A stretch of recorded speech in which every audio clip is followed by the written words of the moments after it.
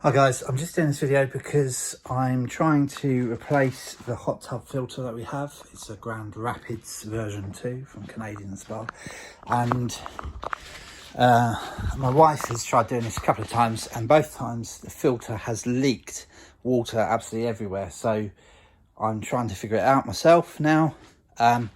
So just looking at the instruction manual, which I've got here, the first thing it says is, warning, risk of electrical shock, unplug the PCU before beginning spa maintenance. So I've basically turned it off. I need to unplug it probably.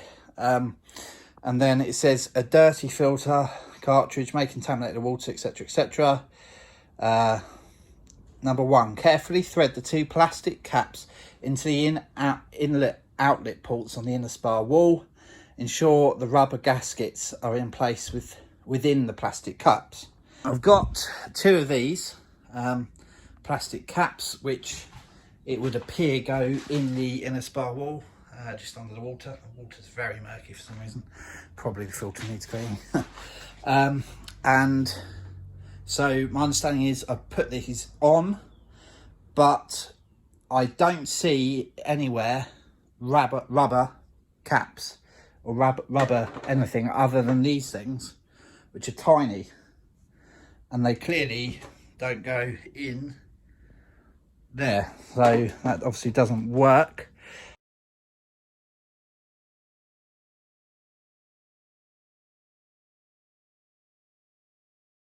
Hi, so just unscrewed it. Thankfully hasn't leaked everywhere, which is amazing, because I was half expecting it to. So I prepped with loads of towels everywhere. So literally just took this off first of all. Then I unscrewed this and then pulled this out, and there was obviously a little bit of spillage, so it's good I had some towels there, but it wasn't overflowing like my wife was describing the other time. So happy about that. Probably, I'm not sure if she turned off the power actually. I've got a feeling she didn't, so that might have been why. So hopefully we've solved the problem, and hopefully it should all be good. So filter is actually quite dirty. There's some grime. We're obviously very grimy type people. And what we're going to do, father-in-law has a hot tub and very kindly gave us this to use. So we're going to use that. It sort of fits in nicely into the filter sort of grating. So we're going to connect this to a hose. I'm guessing you probably buy these on Amazon. It's called a water wand. And so yeah, going to connect this to the hose, in the garden hose. Wash it down and then clean off the filter. So we'll check in a minute. Bye for now.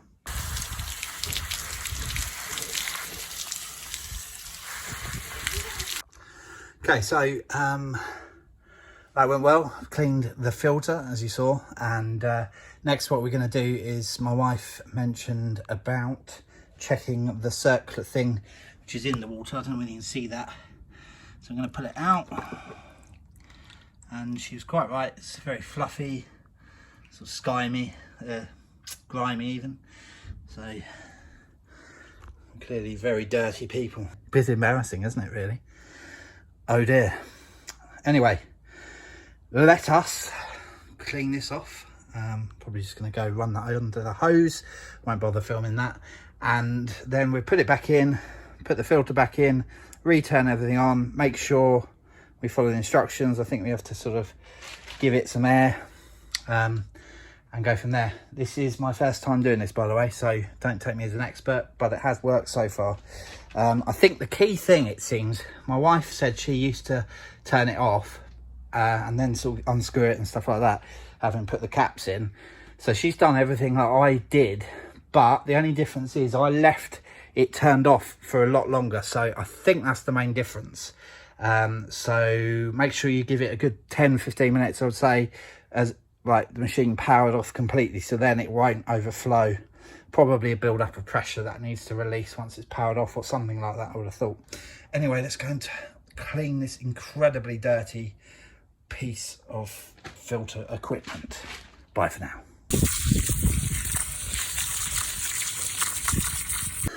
Okay, ladies and gents, we've just cleaned this off, as you've just seen, and now I'm going to put it back in there. So let's do that. I'm going to plug that in there. Went both side up. Put the filter in. I don't think it matters what side it goes.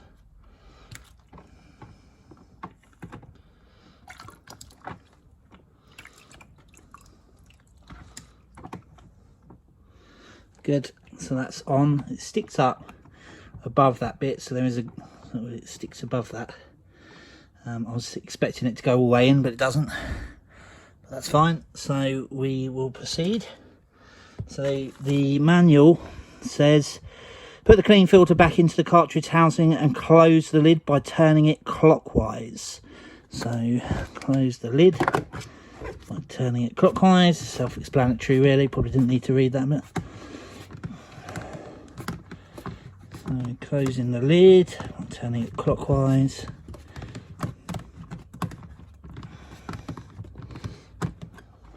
I'm beginning to think that doesn't do anything. I don't think it does. I think we need this bit here, actually. Right, so that's better. Sorry about that. Brief interlude of stupidity. Right, next we remove caps from the... Sorry, put the clean filter back into the cartridge housing and close the lid by turning it clockwise. So it's nice and tight. Remove caps from inlet outputs on the inner spar wall and allow water to flow into the pump. Next, purge air from the air valve on the PCU. The tub is now ready for use. So let's find those just here. So unscrew these and get them out. Plop them down.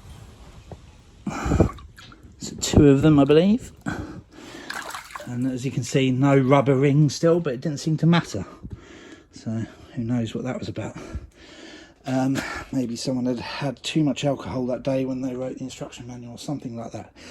Anyway, the water looks lovely and green. I'm being sarcastic, it looks a bit grim to be honest. Hopefully the filter will help with that. Next, we need to purge the air from the valve on the PCU. So allowing the water to flow into the pump. Next, purge air from the air valve on the PCU. I'm not quite sure how to do that. So there we go. It's on number 7 there. By the way, we've got this manual here. So, yeah. Purge air from the portable control. Unscrew the air valve counterclockwise and release the air until a small amount of water is coming out. Then screw the air valve clockwise tightly. Use a towel to dry off the PCU. Make sure the PCU is turned off and all connector caps are removed before performing this step. So it sounds quite simple. So we turn this bit. Purge the air. Purged. We are purged. Then we are going to dry this off because it's all wet. Thankfully it's all waterproof stuff. And now I believe we are ready to get going. Good. Well, I am going to power this on, so let's power on the PCU. There we go. Powered on. We've lost 4 degrees of temperature, which is a bit unfortunate.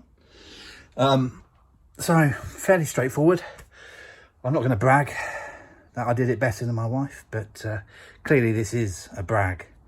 And but yeah, if you do have any questions or comments, please do drop me a line in the comments below. But bear in mind, I am brand new to this, but I will do my best to get you an answer if you have a question. So if you do have a question, drop your comments in the below and I will do my best to reply to absolutely every single one of you. Thanks very much for watching, guys. All that remains is to hot tub and chill.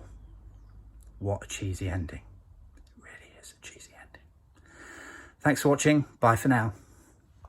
Officially I've signed off, but I thought to just remind you that you need to turn the heater back on, because otherwise you leave it for like ages and then you come back at like 8 hours time, ready for a nice hot tub, and it's stone cold freezing because you forgot to press the heater button.